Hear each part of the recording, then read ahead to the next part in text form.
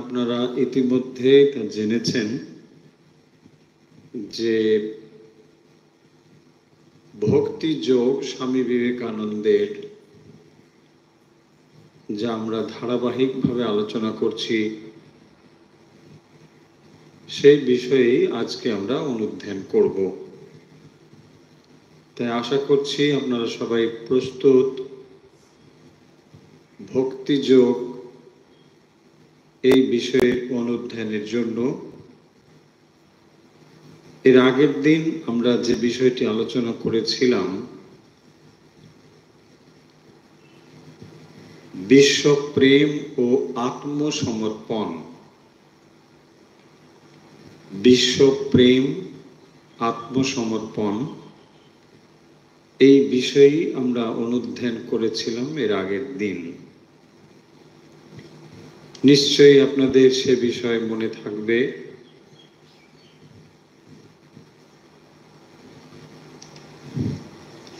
অবশ্য মনে হতে পারে এরকম যে সেদিন বলেছিলেন, সেদিন সব মনে ছিল, আজকে আর তেমন কিছু মনে নেই, তাই না? কি যে বিশ্বপ্রেম আর কি যে আত্মসমর্পণ সেদিন কিন্তু বেশ মনে ছিল, আজকে আর তেমন মনে নেই। ভুলে যাওয়াই ভালো, কতই আর মনে রাখবেন, তাই না? এখন এত জিনিস মনে রাখতে রাখতে মানুষের মনেরও তো একটা সীমাবদ্ধতা আছে, কত জিনিসই আর মনে রাখবে। একদিকে ভগবানের কথা, সংসারের বিষয়, এর কথা তার কথা, কারণ না হলে আবার কেউ বলবে আমাকে দেখে চিনতেই পারল, তার কথাটাও মনে রাখতে হবে, অন্তত নামটা তো মনে রাখতে হবে, তা না হলে তার সঙ্গে আর ভাব থাকে না। ফলে কত আপনি মনে রাখবেন? মানুষের কথা মনে রাখবেন না ভগবানকে মনে রাখবেন, তাই না? এখন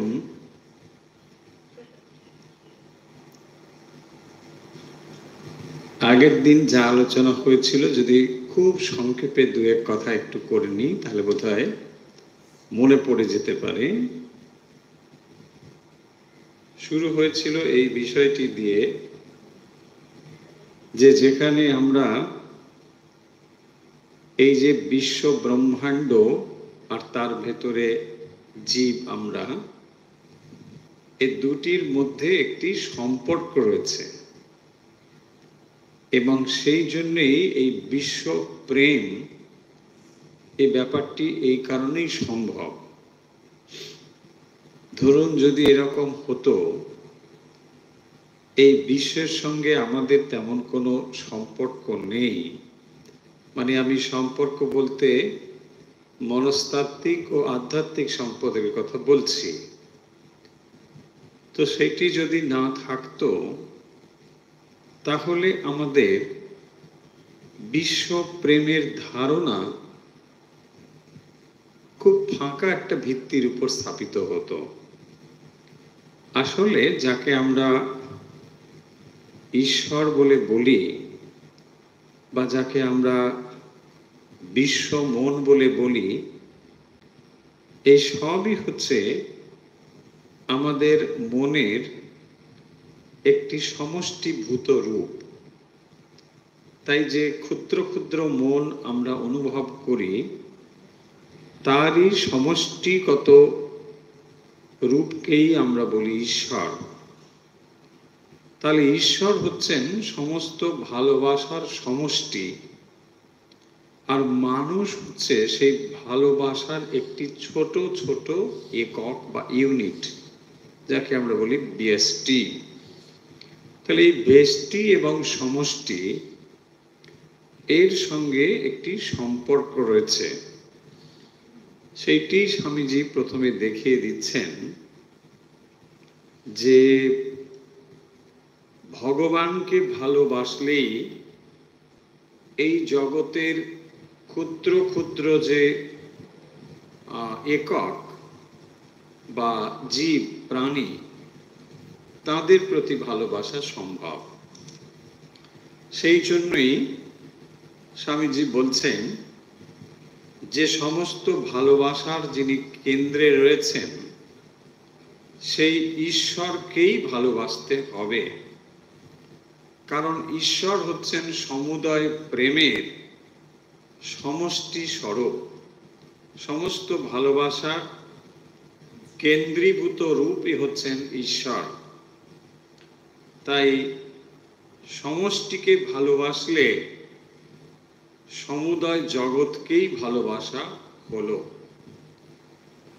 এই কথার ভেতর দিয়ে যেটি মূল বিষয় বা কথা, সর্বভূতে প্রেম তখনই সম্ভব যদি আমরা ঈশ্বরকে ভালোবাসতে পারি। তাহলে মানবিক যে সম্পর্ক, একটি মানুষ আর একটি মানুষকে ভালোবাসে, সামাজিক নানা সম্পর্কের সঙ্গে যুক্ত হয়, এই সমস্তগুলো একটি মূল সমষ্টি ভালোবাসার সঙ্গে যুক্ত হয়ে রয়েছে। সেইটি হচ্ছে ঈশ্বরীয় প্রেম। তাই এই ঈশ্বরীয় প্রেম এলে পরে তখন সর্বভূতে ভালোবাসা আসা সম্ভব। তা না হলে আপনি বলবেন তা না হলে কি ভালোবাসা হয় না? হয়, সেটি কেবল জাগতিক স্তরেই সীমাবদ্ধ থাকে, তাকে ঈশ্বরীয় ভালোবাসা বলে না। একমাত্র এই ভালোবাসাই ডিভাইন লাভ হতে পারে যদি আমরা ঈশ্বরকে ভালোবাসতে পারি।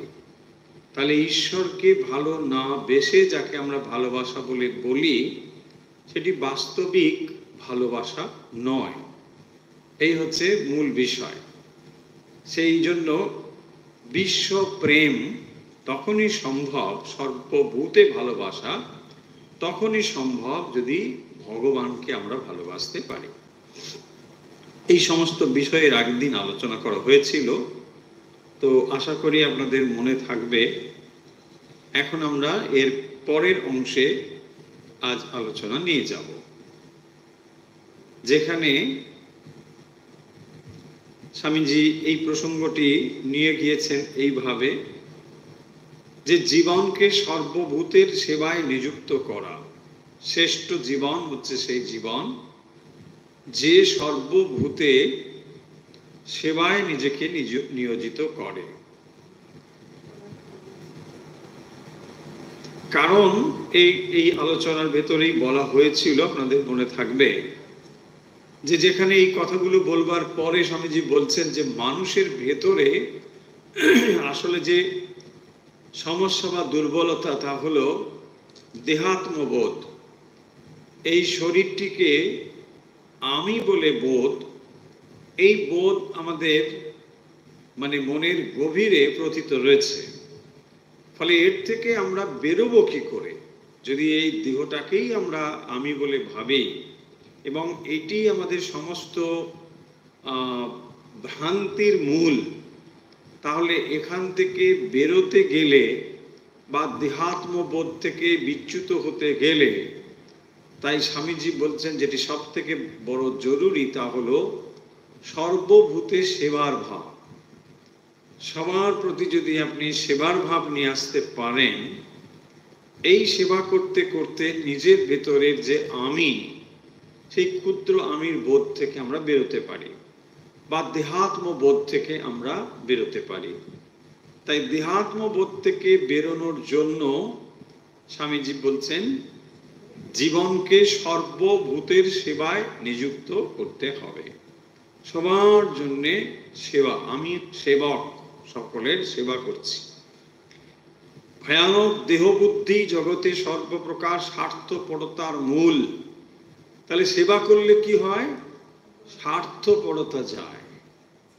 স্বার্থপরতা কি? কেবল নিজে ছাড়া আর কারোর কথা না ভাবা, এই হচ্ছে স্বার্থপরতা।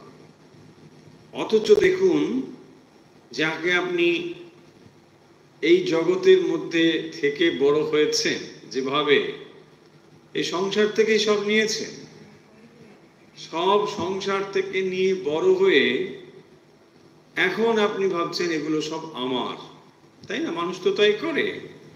এই সংসার থেকেই সে শিক্ষা নিয়েছে, স্বাস্থ্য, সব কিছু এখান থেকেই নিয়েছে। এখন অফিসে গিয়ে যে কটা টাকা পায়, এটা হলো আমার, তাই না? এখান থেকেই আমার শুরু হলো। হ্যাঁ, আমার তো বটে, ব্যাস এই আমার। দেখুন কি অবস্থা। এতদিন যে তোমার আমার হয়ে ওঠার জন্য যে যে অবদান বা যাদের যাদের অবদান, সেটা আমরা অস্বীকার করছি। এবং এই সমস্ত স্বার্থপরতার মূল হচ্ছে দেহাত্মবোধ। দেহটি আমি, ফলে দেহটিকে প্রযত্ন রাখতে হবে, ঠিকঠাক ভাবে যত্ন করতে হবে, কারণ দেহ নেই তো আমি নেই। সেই জন্য আমরা কি করছি, দেহটিকে সুরক্ষিত রাখবার জন্য বা যা কিছু প্রয়োজন তার জন্য, সে মিথ্যা হতে পারে, যে কোনো পথ অবলম্বন হতে পারে, তা আমরা করতে রাজি আছি। এটাকেই বলছেন যে দেহাত্ম বুদ্ধি জগতে সর্বপ্রকার স্বার্থপরতার মূল। স্বার্থপরতার মূল, এখানেই মানুষ স্বার্থপর হয়ে যাবে। একটা জায়গায় গিয়ে দেখলাম একটা কিছু আছে আর একটা কিছু আছে, বলছে না, ও আসার আগে আমি ওটাকে নিয়ে নিই। কেন? ও যদি নিয়ে নেয় তাহলে কি হবে? তার আগে আমি একবার ওদিকে তাকালাম, একবার ওদিকে তাকালাম, টুক করে পড়ে। কারণ এটা আমার হবে, আমার হলে আমি এটা নিয়ে থাকবো, তাই না? সব স্বার্থপরতার এই হচ্ছে মূল দেহাত্ম বুদ্ধি, মানে দেহটি আমি, এই বুদ্ধি। দেখুন, এটি হচ্ছে সমস্ত অজ্ঞানের মূল। আমাদের মহাভ্রম এই শরীরটি আমি। দেখুন, এই শরীরটি যে আমি নয়, এটা বেদান্ত কেন, সব শাস্ত্র কিন্তু দৃঢ়ভাবে ঘোষণা করছে, দেহটা আমি নই। দেহ মন বুদ্ধিতে আমি বোধ করে এই জগৎ ব্যবহার করছি, অথচ এর সঙ্গে আমি আমার সম্পর্ক যায় না। যে কোনো প্রকারে হোক তাকে রক্ষা করতে হবে এবং তার স্বাচ্ছন্দ্য বিধান করতে হবে। দেখুন, দুটো জিনিস, একটা হচ্ছে রক্ষা করা আর একটা তার স্বাচ্ছন্দ্য বিধান করা। শুধু রক্ষা নয়, শরীরটাকে যেমন রক্ষা করতে হবে, তাকে যত্ন সুন্দর যা যা করবার সব করতে হবে। এই যে ধারণাগুলো কেন হলো না, এটা আমি বলে, এটা আমি, তাহলে এটার অস্তিত্বে আমার অস্তিত্ব। দেখুন, আপনি একটা কলম ব্যবহার করেন, কলমটা আপনার ব্যবহার করতে অসুবিধে নেই, কিন্তু সেটাকে আপনি আমি বলে অনুভব করেন না। আমার কলম, ঠিক আছে, আমি একটা আলাদা, কলম একটা আলাদা। কলম আমি ব্যবহার করি, তার একটা ব্যবহার রয়েছে নির্দিষ্ট, ব্যবহার করে রেখে দিলাম, ঠিক। কিন্তু শরীরটাকে আপনার ঠিক এরকম বলে মনে হয়? বলছে শরীরটা আমি ব্যবহার করলাম, আবার রেখে দিলাম, আবার কাল ব্যবহার করলাম, আবার রেখে দিলাম, সেটা হচ্ছে না। কিন্তু এটাই বলছেন যে এইটি মহাভ্রম, শরীরটি আমি, এবং সেটা যে কোনোভাবেই হোক রক্ষা করতে হবে, তার স্বাচ্ছন্দ্য বিধান করতে হবে। এই বোধ করতে গিয়ে আসছে শরীরটা আমি বলে, এই বোধের ওপরে। এই ভাবই আমাদের পরার্থে জীবন উৎসর্গ করিতে দেয় না। হ্যাঁ, রোদে বেরোলে যদি চামড়া কালো হয়ে, তাই না? বলছে আমার পরোপকার করে খুব ইচ্ছে, কিন্তু রোদের জন্য যেতে পারি না, এত রোদ তো, 38। ভাবুন, মানে পরোপকারের জন্য মানে খুবই চেষ্টা, ঘুমোতে পারেন না, অপরের মানুষ এত কষ্টে আছে জেনে খাবার মুখে ওঠে না বলেই মানে একটা স্যান্ডউইচ করে কামড়ে দিল। মানুষগুলোর কি কষ্ট বলে, তাই না? দেখবেন সকালবেলা টেবিলে বসে খবরের কাগজে খবর এসে গেল, খবরগুলো পেয়ে সঙ্গে সঙ্গে দেখুন অনেক জায়গায় ভরে গেছে, কি কষ্ট, ধর বন্যা টন্যা হয়, ওদের কি কষ্ট বলেই স্যান্ডউইচ সুন্দর।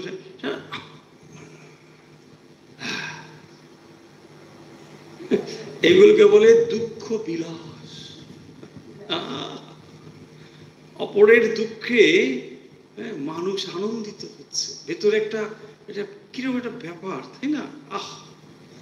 গর্বে ফুলে উঠছে যে আমি অপরের দুঃখে দুঃখিত হচ্ছে। কিন্তু কি করছেন? ওই যে করতে পারি না, ওই যে চামড়া আমি রোদে বেরোতে পারি, ডাক্তারবাবু বারণ করেছে। কোথায় ভিজে গেলে যদি আবার মানে কল বেরিয়ে যায়, মানে হ্যাচ্ছ হয়।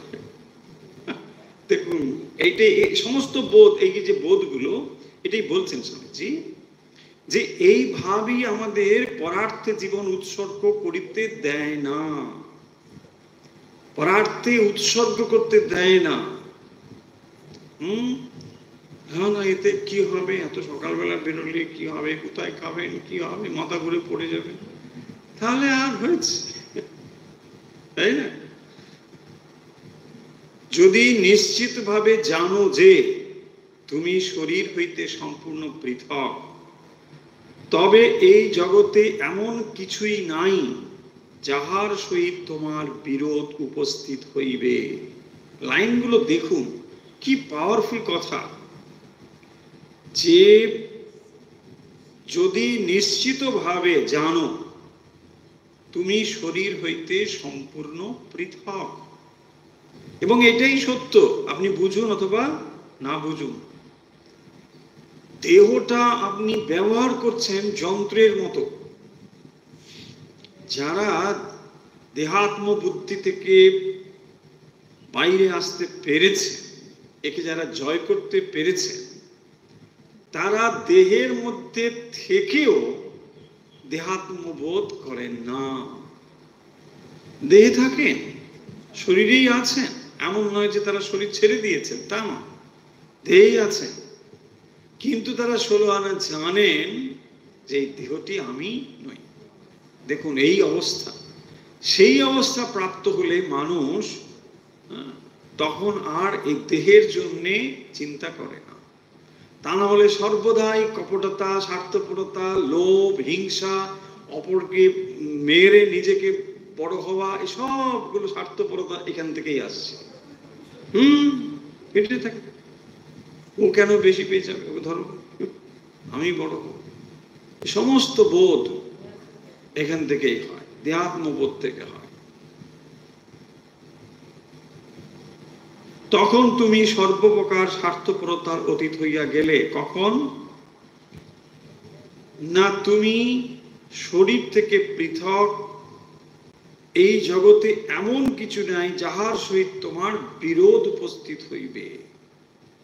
যদি দেহাত্ম বুদ্ধি তোমার চলে যায়, তাহলে আর কারোর সঙ্গে তোমার কোনো বিরোধ নেই। দেখুন তাহলে দেহটাই আপনাকে এই সংসারে ডোবাচ্ছে, আমরা একবার তুলছি। কি অবস্থা চিন্তা করো। मैं तो ब्रह्म हूं जब तू ना होते बीच, তাই না?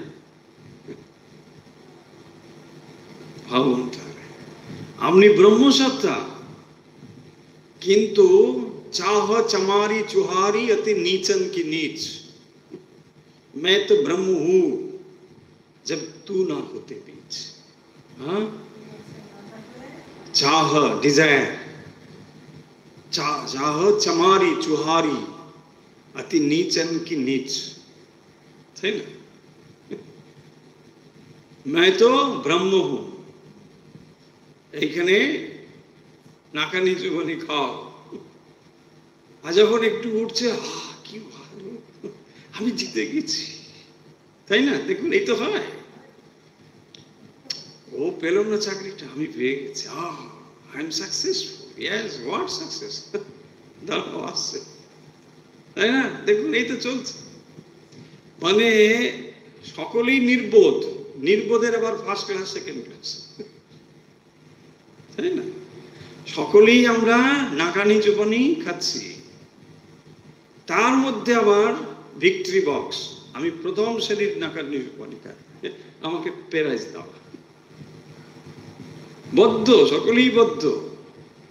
মানে আমাদের অবস্থা দেখে যারা মুক্ত পুরুষ তারা হাসাহাসি করবে আমাদের আচরণ দেখে, বলছি এরা করে কি, তাই না? দেখুন, কেউ যদি একটা মালা পরিয়ে দেয়, হ্যাঁ দেখলো না, সবাই দেখলো কি সুন্দর, কেউ দেখলো না রে, আমি কত হচ্ছে কি না বাবু, কি অবস্থা, মাটিতে পা পড়ে না। আর যদি দুটো চারটে মালা পর পর পড়ে তাহলে আর উপায় নেই, তাই না? আমি কে দেখো, পুরি বাপরে, তাকে আর কথা বলতে পারবেন না, অ্যাপয়েন্টমেন্ট ছাড়া কথা হবে। মহান পুরুষ তিনি। ভাবুন আমাদের অবস্থাটা কোথায়। এই সমস্ত কিছুর মূল হচ্ছে দেহাত্মবুদ্ধি। দেহাত্মবুদ্ধি, দেখুন দেহ বুদ্ধি আর দেহাত্মবুদ্ধি আলাদা। দেহটা আমার ঠিক আছে, আমি দেহের মধ্যে রয়েছে, আমি দেহ নই, এই তফাৎটা বুঝুন। দুটোর মধ্যে তফাৎ, বিস্তর তফাৎ। তার মানে নিজের অস্তিত্বকে দেহ অতিরিক্ত বলে এখন আপনি ভাবতে পারছেন না। যারা দেহাত্ম বুদ্ধি থেকে বাইরে আসতে পেরেছেন তারা নিজের অস্তিত্বকে দেহ ছাড়া অনুভব করতে পারেন। সেই জন্যে দেহকে যথেচ্ছ ভাবে ব্যবহার করেন। ঠিক আছে, এটা ব্যবহার হলো, চলো, দেহর কাজ শেষ, ঠিক আছে, চল। দেখুন কত কঠিন জায়গাটা। এই জন্য ভক্ত বলেন, তাহলে কি হলো, সমস্যাটা কোথায়? দেহাত্ম বুদ্ধি।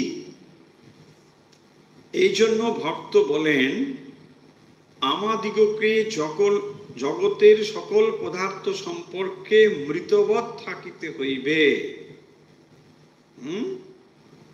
আমাদিগকে জগতের সকল পদার্থ সম্পর্কে মৃতবৎ থাকিতে হইবে।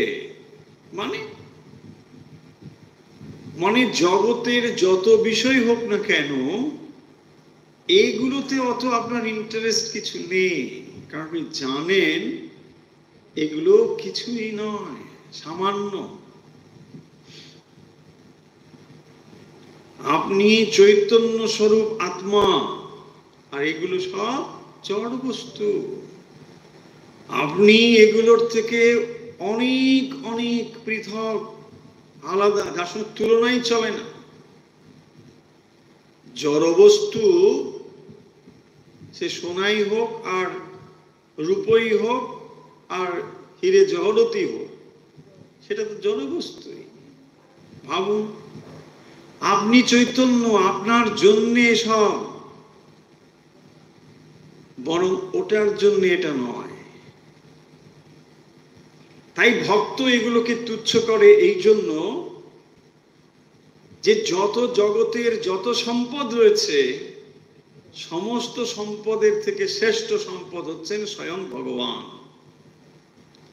তাই তার দৃষ্টি যেহেতু ঈশ্বরের দিকে, তাই অন্য বস্তুগুলো তার কাছে কোনো বিবেচ্য বিষয় নয়, সামান্য বিষয়, এগুলোর কোনো মূল্যই নেই।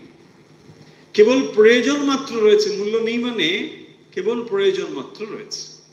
যেমন দেখুন, জলের একটা ইউটিলিটি আছে, পিপাসা দূর করে, ঠিক, কিন্তু এর অতিরিক্ত কিছু, আপনার যতটুকু জল প্রয়োজন আপনি ততটুকুই পান করুন। বলছেন না, জল না খুব ভালো জিনিস, আমি পান করে যাচ্ছি, করেন, যত কিছু করে অসুস্থ হয়ে পড়বেন, তাই না? কিন্তু দেখুন অন্য ক্ষেত্রে কেউ যখন বলছে না আপনাকে না সোনা দিচ্ছি, না আরেকটু দিন, না আরেকটু দিন, কেন? আরে যতটুকু দরকার ততটুকু না, ওটা রাখলে ভালো, কেন? দেখুন ওটাকে আপনি পয়সায় কনভার্ট করে ওটা অর্থ পান বলে।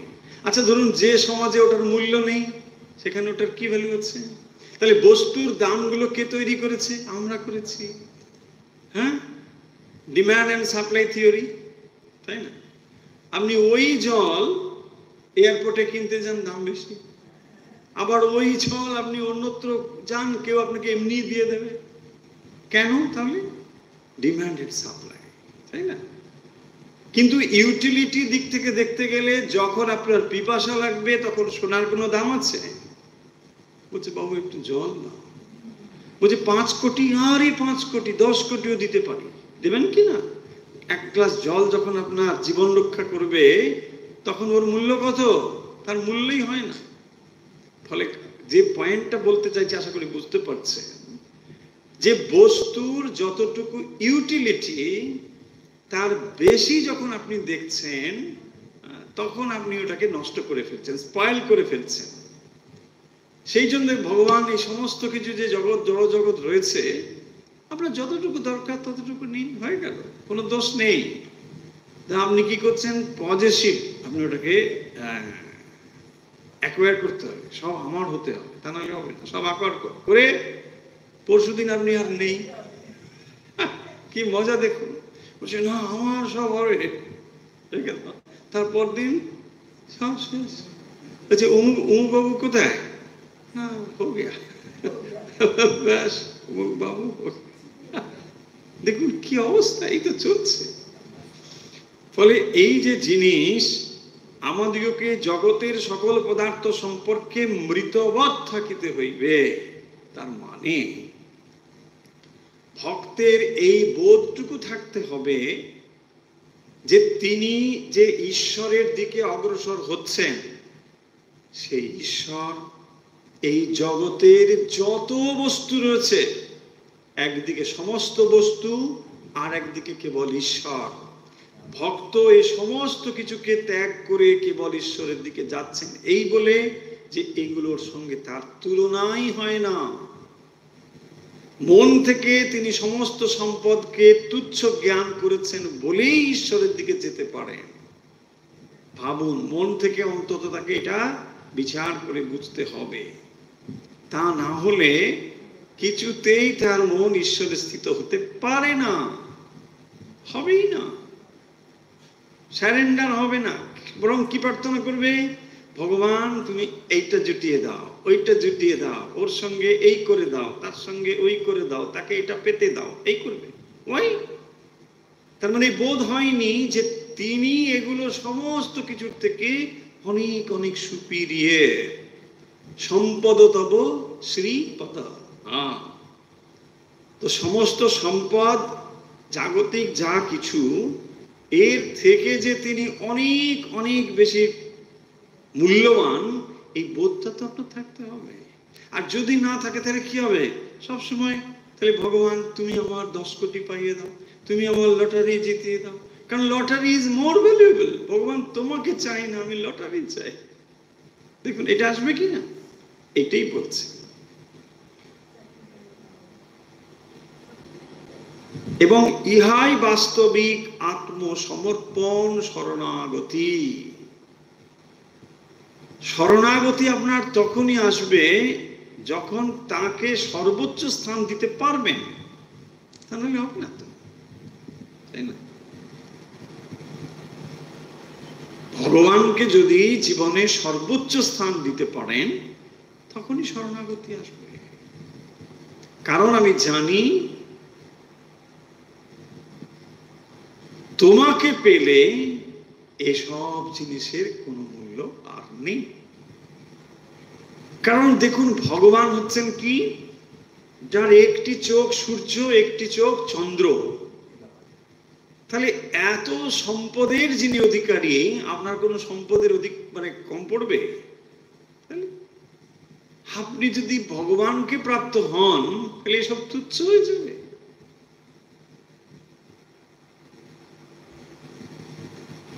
সেইগুলো বুঝতে পারি না বলে আমরা শরণাগত হতে পারি না। তোমার ইচ্ছে পূর্ণ হোক, এই বাক্যের অর্থই ওই আত্মসমর্পণ বা শরণাগতি।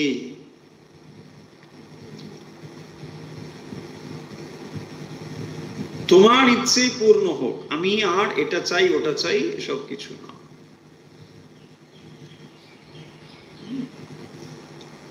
কারণ আপনি কার উপরে ভার দিচ্ছেন?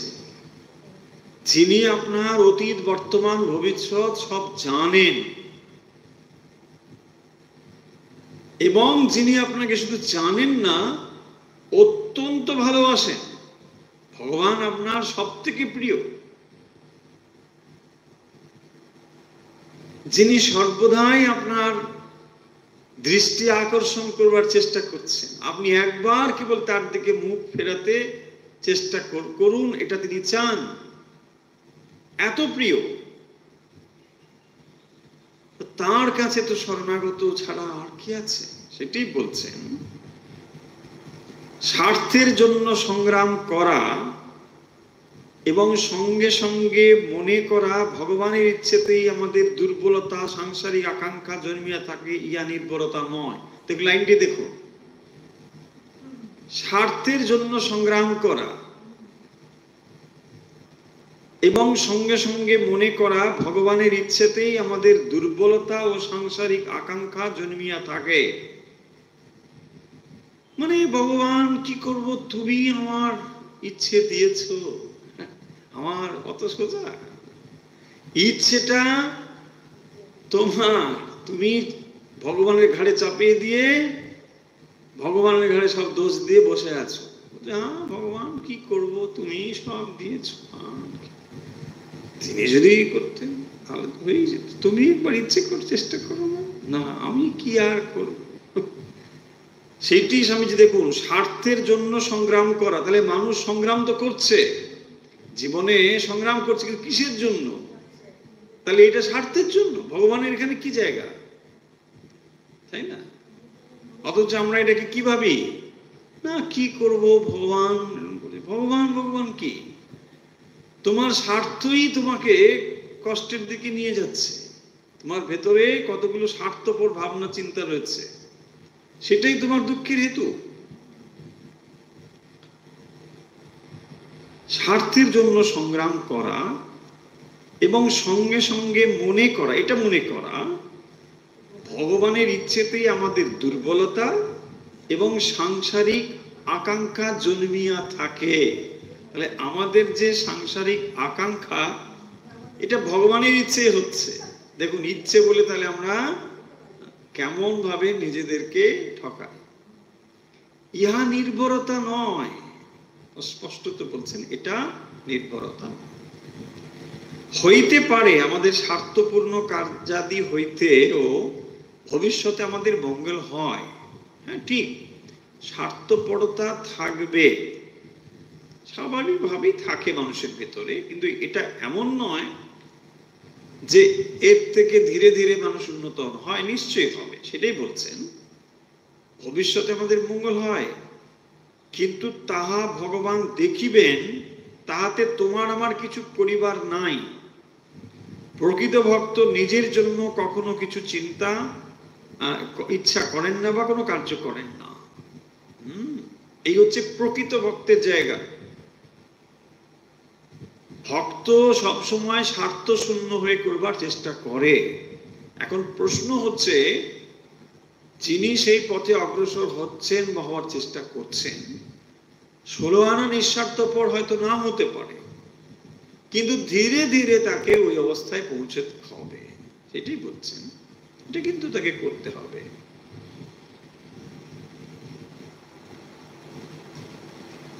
কারণ মানুষ দেখবেন যেহেতু স্বার্থপর, সেই জন্য অধিকাংশ ক্ষেত্রেই যখন ইচ্ছে পূরণ হয়, ভগবান তুমি কি ভালো, তাই না?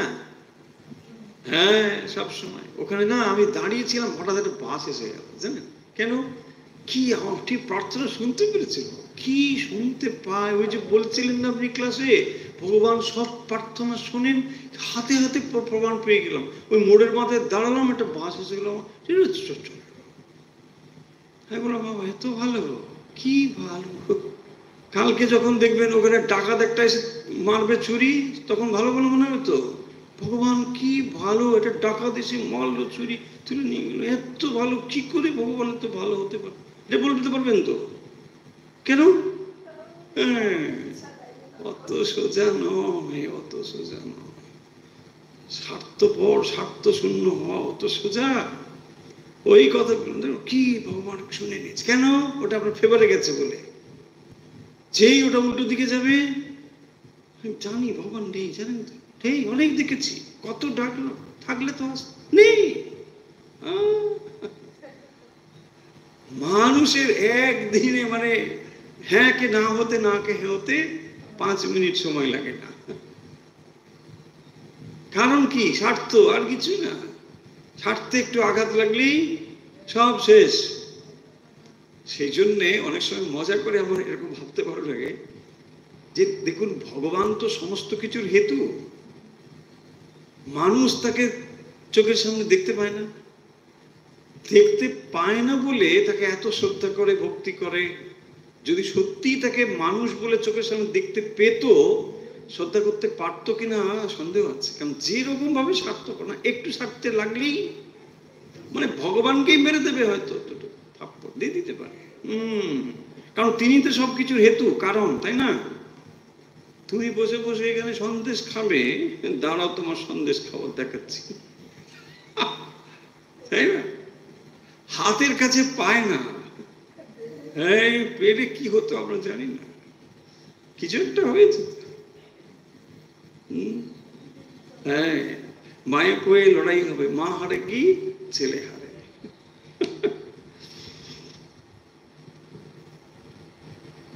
প্রকৃত ভক্ত নিজের জন্য কখনো ইচ্ছে করেন না বা কোনো কার্য করেন না। প্রভু লোকে তোমার নামে বড় বড় মন্দির নির্মাণ করে, তোমার নামে কত দান করে। আমি দরিদ্র, আমার কিছুই নাই, তাই আমার এই দেহ তোমার পাদপদ্মে সমর্পণ করিলাম। প্রভু আমায় ত্যাগ করিও না, ইহাই ভক্ত হৃদয়ের গভীর প্রদেশ হইতে উত্থিত প্রার্থনা। প্রভু লোকে তোমার নামে বড় বড় মন্দির নির্মাণ করে, তোমার নামে কত দান করে। আমি দরিদ্র, আমার কিছুই নেই, আমার এই দেহ তোমার পাদপদ্মে সমর্পণ করলাম। এটা কোথায়? ওই সেবার ভাব। তাহলে আমি এই দেহ দিয়ে যদি মানুষের জন্য কিছু করি, এই দেহ তোমার পায়ে সমর্পণ করে দিলাম। লোকে যার অর্থ রয়েছে বিরাট বিরাট কিছু মন্দির ইত্যাদি করে, কিন্তু আমার সামর্থ্য নেই, আমি সামান্য এই দেহটি তোমার পাদপদ্মে সমর্পণ করলাম। এই দেহ দিয়ে যদি কিছু মানুষের উপকার হয়, আমি তা করব। এই হচ্ছে বোধ। এবং এটা কি হবে? দেহাত্ম বোধ থেকে বেরিয়ে আসতে পারে। বোঝা যাচ্ছে যে তাহলে ভক্তি আমাদেরকে কিভাবে সাহায্য করে? দেহাত্ম বোধ থেকে বেরিয়ে আসার জন্য। যেহেতু আমরা ভক্তি পথ নিয়ে আলোচনা করছি, ভক্তি যোগ নিয়ে, ফলে এখানে ভক্তির অ্যাপ্রোচ থাকবে। এবং এটি যখন আমরা বিবেচনা পড়ছি, সেখানে দেখুন দেহাত্মবোধ থেকে বেরোনোর জন্য বিচার অবলম্বন করা হয়েছে। কোনটি আপনার আমি, দেহ নাকি মন, সেখানে বিশ্লেষণ করে দেখানো হয়েছে। আর এখানে বলছেন যে এই দেহ আত্মবোধ, দেহটাকে আমি, এটা কি করে যাবে? যদি দেহটাকে আমরা সমর্পণ করে দিতে পারি। সম্পূর্ণভাবে সমর্পণ করে দেওয়া। সমর্পণ করে দিলে কার হয়? যাকে সমর্পণ করা হয় তার হয়ে যায়। বাস, যদি আপনি ঠিক ঠিক দেন, তাহলে ব্যাস যাকে দিলেন তার হলো, তাই না? তা নাহলে হবে? দেওয়া হবে না। সমর্পণ হয়েছে কিনা কি করে বুঝবেন? আর কোনো পজিটিভনেস থাকবে না, কোনো আলাদা করে ডিজায়ার থাকবে না, দেহটা নিয়ে অন্তত। ঠিক আছে, চলো, দেওয়া হয়ে গেছে মানে দেওয়া হয়ে গেছে। একবার যখন অফার হয়ে গেছে, অফার হয়ে গেছে, দ্যাটস অল। হ্যাঁ, এই ভাবটাই হচ্ছে ভক্তের ভাব। দিয়ে দিয়েছে, সমর্পণ করে দিয়েছে। মীরাবাই ছোটবেলায়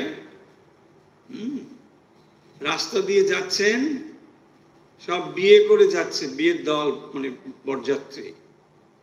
তো তার বাবাকে গিয়ে বলছেন, বাবা বাবা, এই যে সব বরযাত্রী সব যাচ্ছে, এই সব বলছেন কি হচ্ছে না, মা বিয়ে হচ্ছে, এইসব হচ্ছে। তা আমাকে কার সঙ্গে বিয়ে দিতে? ছোট্ট বলছে, না তোমার বিয়ে হবে হবে। বলছি না আমার বিয়ে হয়ে গেছে। কি হয়ে গেছে?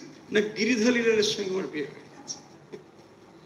সেই তখন থেকেই সমর্পণ করে ফেলেছে। বলছে আমার তো বিয়ে হয়ে গেছে। দেখুন, সমর্পণ তখন থেকেই তার হয়ে গেছে। ভেতরে এই সমর্পণ বোধ যে আমি ঈশ্বরের, ব্যাস। এই হচ্ছে ভক্তের। ভক্ত সম্পূর্ণভাবে ভগবানের কাছে সমর্পণ করে দেয়। যিনি একবার এই অবস্থার আস্বাদ পাইয়াছেন, তাহার নিকট প্রিয়তম প্রভুর চরণে আত্মসমর্পণ, জগতের সমুদয় ধন প্রভুত্ব, এমনকি মানুষ যতদূর মান যশ ভোগ সুখের আশা করিতে পারে, তাহা অপেক্ষাও শ্রেষ্ঠ বলিয়া প্রতীত হয়। দেখুন, এই কথাগুলো কেবল ফাঁকা ফাঁকা কথা নয়।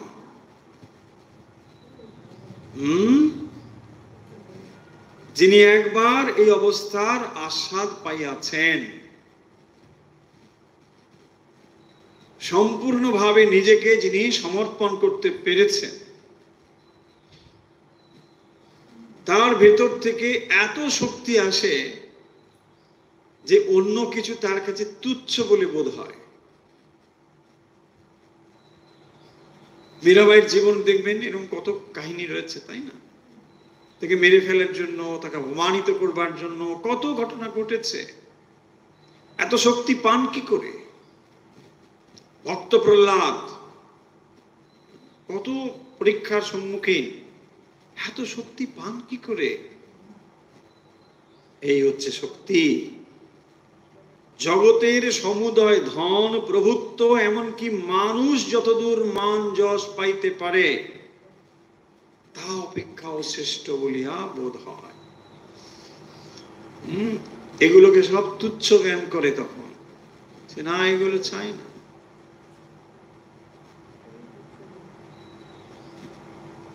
একবার যখন সেই প্রেমাস্পদের ভালোবাসা, প্রেম সে আস্বাদন করতে পারে,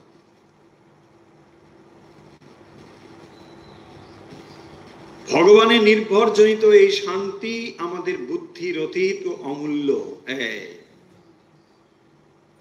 ভগবানের নির্ভরজনিত এই শান্তি আমাদের বুদ্ধির অতীত।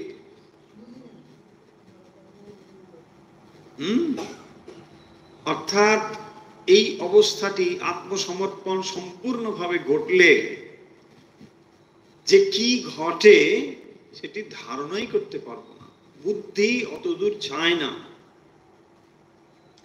আত্মসমর্পণ হইতে এই অপ্রাতিকূল্য অবস্থা লাভ হইলে সাধকের আর কোন রূপ স্বার্থ থাকে না। আত্মসমর্পণ থেকে অপ্রাতিকূল্য অবস্থা লাভ হচ্ছে। এই অবস্থাটাকে বলা হয়েছে টেকনিক্যালি অপ্রাতিকূল্য। আর কোনো প্রতিকূলতা নেই, সম্পূর্ণভাবে আত্মসমর্পণ ঈশ্বরের কাছে।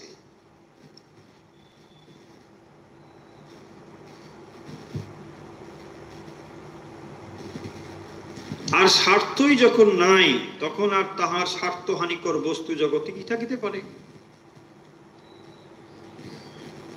তাই না? যখন দেখবেন স্বার্থই নেই,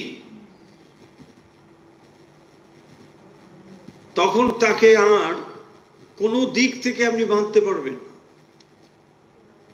মানুষের আসল দুর্বলতার জায়গা তো স্বার্থ। যখন সেটিই তার নেই, সেটি সে চায় না, তখন তাকে আর অন্য কোনো দিক থেকে আপনি বাঁধতে পারবেন। এই পরম নির্ভরের অবস্থায় সর্বপ্রকার আসক্তি সম্পূর্ণ রূপে অন্তর্হিত হয়। কেবল এই সর্বভূতের অন্তরাত্মা আধার স্বরূপ ভগবানের প্রতি সর্বাবগাহী ভালোবাসা অবশিষ্ট থাকে।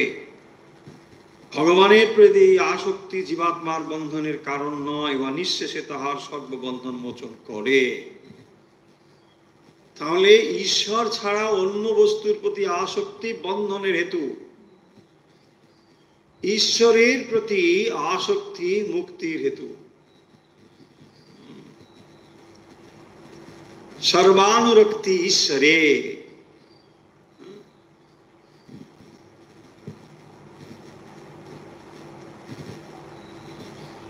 ভক্তি সূত্র, সর্বানুরক্তি ঈশ্বরে। সমস্ত অনুরক্তি বা আসক্তি ঈশ্বরের প্রতি। ঈশ্বরের প্রতি যে আসক্তি তাকে বলা হয় পরম ভক্তি। এবং এটি মুক্তির কারণ।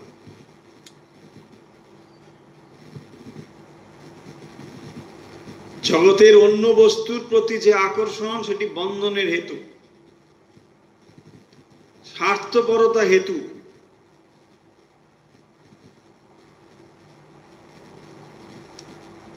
কারণ মানুষ যাকে ভালোবাসা বলে তার ভেতরে যেটি রয়েছে সেটি আত্মতৃপ্তি। আত্মতৃপ্তির বোধই হচ্ছে মানুষকে আসক্ত করে, তাই না?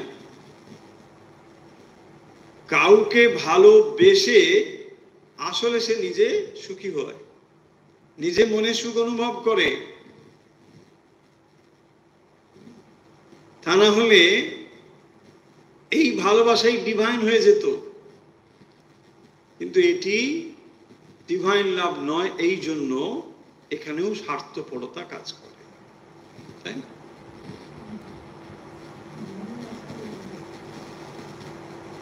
যে এই ভালোবাসার ভেতরে আত্মকেন্দ্রিকতা রয়েছে, নিজে সুখী হওয়ার একটা ভাবনা রয়েছে। তাহলে যে বিষয়গুলো আজকে একটা নতুন বিষয় যাব ভাবছিলাম, এটা বলে এখানে যে কথাগুলো হলো সেটা মূল যে শেষের অংশ সেটা হলো দেহাত্ম বোধ থেকে মুক্তির উপায়। যে আলোচনা এত সময় হলো যে এই দেহাত্ম বোধে আমরা ভরপুর হয়ে রয়েছি, আর ভক্ত কিভাবে দেহাত্ম বোধ থেকে বেরোতে পারবে, এটাই নিয়ে মূলত আজকে আলোচনা হলো। স্বামীজি বলছেন যে এই দেহাত্ম বোধ থেকে আমরা বেরোতে পারি যদি সেবার ভাবটা নিয়ে আসি। কারণ এই শরীরটা আমি এইভাবে যখন পরিপূর্ণ হয়ে রয়েছি, তাহলে এইটিকে যদি আমরা অপরের সেবায় নিযুক্ত করতে পারি, তাহলে ধীরে ধীরে দেহাত্ম বোধ আমাদের চলে যাবে। কারণ মানুষের জন্য আমরা উৎসর্গ করছি যে জগতের সমস্ত বস্তুর থেকে আমরা ঈশ্বরের কাছে আত্মসমর্পণ করছি, শরণাগত হচ্ছি সেবার ভাবের দ্বারা। যখন আমরা সেবার ভাব যথার্থ রূপে ব্যবহার করি, সেখানে কি থাকে? সেবার কেন্দ্রবিন্দুতে থাকে সেব্য, যার সেবা করছি। সেবক নয়, আমি এখানে প্রধান নই, প্রধান হচ্ছেন সেব্য, যাকে সেবা করছি।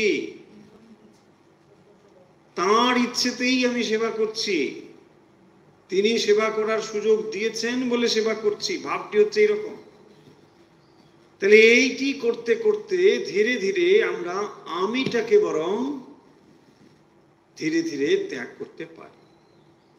এই আমিত্বকে ত্যাগ করবার এই হচ্ছে পথ। সেইটি স্বামীজি এই অধ্যায়ের শেষের দিকে বলেছেন। এবং ভক্ত হৃদয় সে ভগবানের কাছে আত্মসমর্পণ করে, জগতের সমস্ত বস্তু তার কাছে তুচ্ছ মনে হয় এবং সমস্ত ভোগ সুখ মান যশ এগুলোর থেকেও শ্রেষ্ঠতম বলে মনে করে ভগবানকে।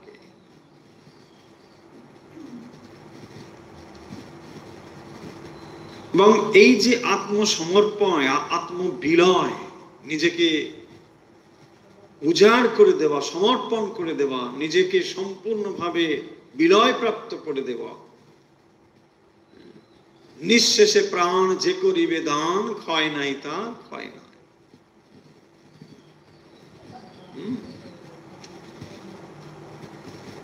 তো এইভাবে ভগবানের জন্য যে আত্মোৎসর্গ, এর ভেতরে রয়েছে প্রশান্তি, আনন্দ রয়েছে। সম্পূর্ণভাবে নিজেকে বিলীন করে দেওয়া, বিলয় প্রাপ্ত করে দেওয়া। শরীর তো যাবে, দেখুন এটাকে আমরা কেউ রুখতে পারবো না। বরং শরীর যদি যাবে, ভালোভাবেই যাক, ভালো কাজেই যাক। সন্নিমিত্তে বরং ত্যাগো বিনাশে নিয়তে সতি। সন্নিমিত্তে পরম ত্যাগো, সন্নিমিত্তে, সৎ নিমিত্তে, নিমিত্ত মানে জন্য, ভালোর জন্য, মঙ্গলের জন্য। সন্নিমিত্তে বরম ত্যাগো বিনাশে নিয়তে সতি। তো দেহ যখন যাবে, বরং ভালো কাজেই হেঁটে যাবে। ধনানি জীবিতেন চৈব পরার্থে প্রাজ্ঞ উৎসৃজেত। ধনানি জীবিতং চৈব পরার্থে প্রাজ্ঞ উৎসৃজেত। ধন যদি পরার্থে ধনকে ব্যবহার করতে পারেন, তবে সেই ধনের আসল মূল্য। তাই ধনানি জীবিতং চৈব পরার্থে প্রাজ্ঞ উৎসৃজেত। যদি আপনার ধন থাকে, অপরের জন্য, অপরের মঙ্গলের জন্য কাজে লাগান। সন্নিমিত্তে বরং ত্যাগ বিনাশে নিয়তে সতি। এখান থেকে কি হয় যে দেখুন, আপনি যখন ত্যাগ করছেন, মানে যদি অর্থ বোঝায়, অর্থের সঙ্গে একটা কি আছে, আমি যোগ হয়ে আছে। আমার অর্থ আছে কিনা, আমার সম্পদ আছে কিনা। তাহলে ওই যে আমি যখন ত্যাগ করছেন, তখন খানিকটা করে আমি আমি আমি যাচ্ছে।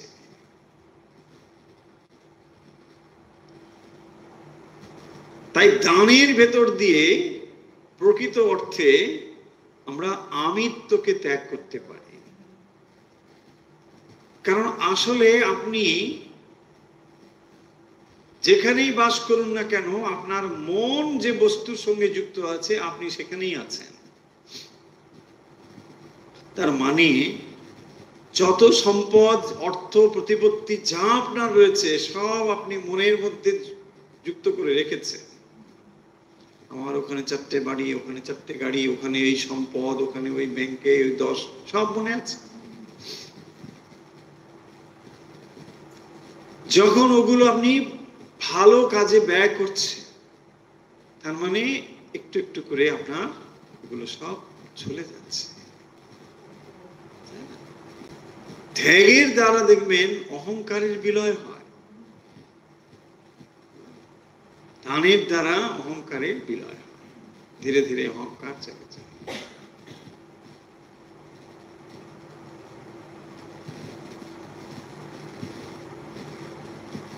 স্বামীজির জীবনে ওই ঘটনা আছে না, যে এক বিরাট ধনী ব্যক্তি স্বামীজির কাছে এসেছেন। স্বামীজির টেবিলে বসে আছেন।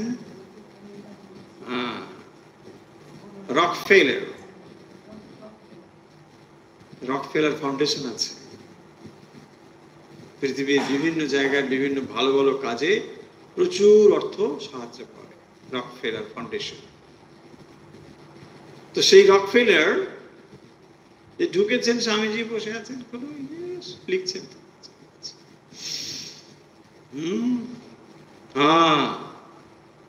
তোমার নাম, যশ, অর্থ জানবে, সব কিন্তু ঈশ্বরের। মশাই, পরের অর্থ সবাই বেশি দেখে। হ্যাঁ, রকফেলার বলছেন, মশাই পরের অর্থ তো, তাই একটু বেশি দেখছেন আপনি। বলছেন না যে তোমার অর্থ, তোমার এসব রয়েছে, এগুলো সব ভগবানের জানবে, সব তোমার কাছে গচ্ছিত রয়েছে। একটু প্রথমটা একটু অহংকারে ধাক্কা লেগেছে। বলেন কি, সন্ন্যাসী আবার, তাই না? যদি মিলিয়নার হতো ঠিক আছে, মিলিয়নার, সন্ন্যাসী। সন্ন্যাসী আবার এই ধরনের কথা বললে একটু মানুষ কেন সহ্য করবে? হ্যাঁ, পরের অর্থ আপনি একটু বেশি দেখেন। বলছে না না না, তা নয়, আর এগুলো তোমার থাকবে না। হ্যাঁ, বলেন কি, তিনি কোনোদিনই তার আগে 1 পয়সাও দান করেননি কোথাও, বুঝলেন? হ্যাঁ, কোথাও দান করেননি। এত এরকম মানে সাংঘাতিক কোন ধরনের, কিন্তু প্রচুর অর্থবান ধনী মানুষ। তারপরে বলছে না, এ কিন্তু এ ধন তোমার মানুষের জন্যই ব্যয়িত হবে, ভগবান এখানে রেখেছেন গচ্ছিত করে। স্বামীজি এইসব ভবিষ্যৎ বলে দিলেন। উনি কি বুঝলেন? খুব একটা ভালো কিছু না, আমরা চলে গেলেন গটগট করে।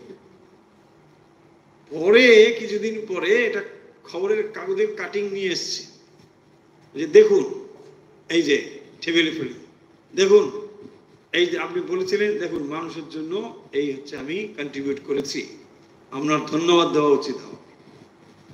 স্বামীজি বলছে ধন্যবাদ তো তোমার আমাকে দেওয়া উচিত, কারণ আমি তো আগেই বলেছি যে তুমি এটা করবে।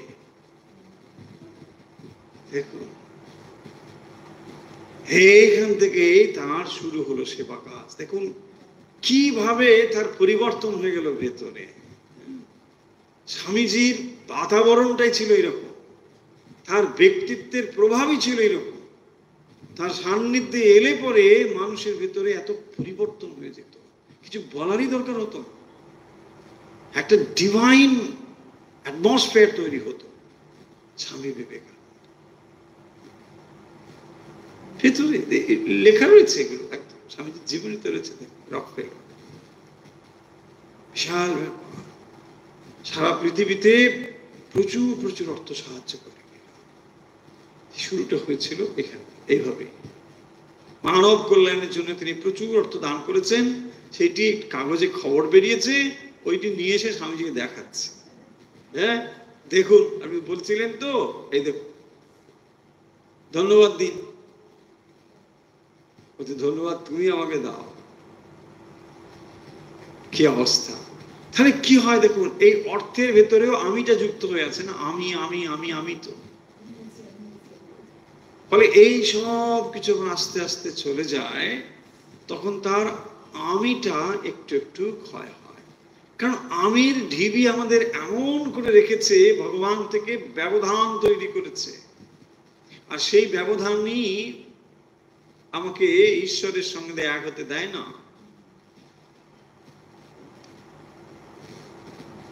প্রেম হলো এমন বস্তু যা ভগবানের কাছে মানুষকে আত্মসমর্পণের রাস্তা খুলে দেয়, সম্পূর্ণভাবে সমর্পণের পথ খুলে দেয়। ভক্তি সমাপ্তি হচ্ছে আত্মসমর্পণ, শরণাগতি। তাহলে ভক্তির যেগুলো বলা হলো, এগুলো হচ্ছে সোপান। এই সোপান তার সর্বোচ্চ সোপান বা অবস্থাতে গিয়ে পৌঁছবে, যেটি হলো আত্মসমর্পণ, শরণাগতি। শরণাগত দীনার্থ পরিত্রাণ পরায়ণ, এই শরণাগতির কথাই বলা হচ্ছে। তোমার ইচ্ছেই পূর্ণ হোক। দেখুন, প্রেম যত প্রগাঢ় হয়, তখনই ভক্তের অন্তরে এই ভাবগুলো আসে। শুরু হয় স্বার্থপরতা থেকে, তখন সে নানা রকম প্রার্থনা করে, এটা চাই ওটা চাই, প্রভু এটা দাও ওটা দাও। ভুল কিছু হয়তো নয়, কারণ এদেরকেও বা এই মনোভাবকেও ভক্ত বলা হয়েছে। আর্ত অর্থার্থ জিজ্ঞাসু বলা হয়েছে, তো যিনি অর্থার্থী তাকেও ভক্ত বলা হয়েছে। কিন্তু শ্রেণীবিন্যাসের দিক থেকে এটি নিম্ন শ্রেণীর। তো যখন তিনি এটা চান এই করতে করতে এক সময় তিনি আর কিছু চাই না। কখন হবে? যখন সম্পর্ক গভীর হবে। দেখুন, সম্পর্ক গভীর হওয়ার পরে তখন আর সে কিছু চায় না। সম্পর্ক যখন গভীর না হয় তখন মানুষ এটা ওটা চাইতে থাকে। আর যখন এটা বুঝতে পারে যে তার ইচ্ছেতেই সব হয়, তো তখন আমি আর কেন এই সামান্য জিনিস চাইবো, আর যা চাইবো সে তো সামান্যই হবে তার তুলনায়, তার দেবার নিরিখে সামান্যই। আমি কি আর এমন চাইতে পারি? এই বিশ্ব ব্রহ্মাণ্ড যিনি, যার বিরাট দেহ,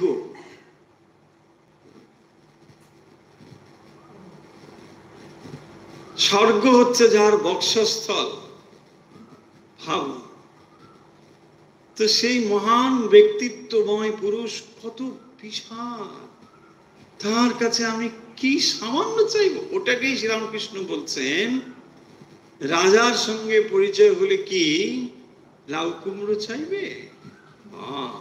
ঠিকই তো, লাউ কুমড়ো চাইলে রাজা তখন আপনাকে দারোয়ান দিয়ে পার করে দেবে, যে এটাকে পার কর, লাউ চাইছে এখানে না, যাও ওকে ওই বাজারে নিয়ে যাও লাউ। তাই না? রাজা তখন দর বুঝে যাবে, আপনার স্ট্যান্ডার্ড বুঝে যাবে। চলুন তাহলে আজকের কথা এখানেই। ভেবেছিলাম পরাবিদ্যা, পরাশক্তি, পরাভক্তি এ কথা হবে, কিন্তু আজকে আর এগুলো গেল না। ঠিক আছে, ওটি পরের দিন আলোচনা হবে। আজকের আলোচনা এখানেই শেষ।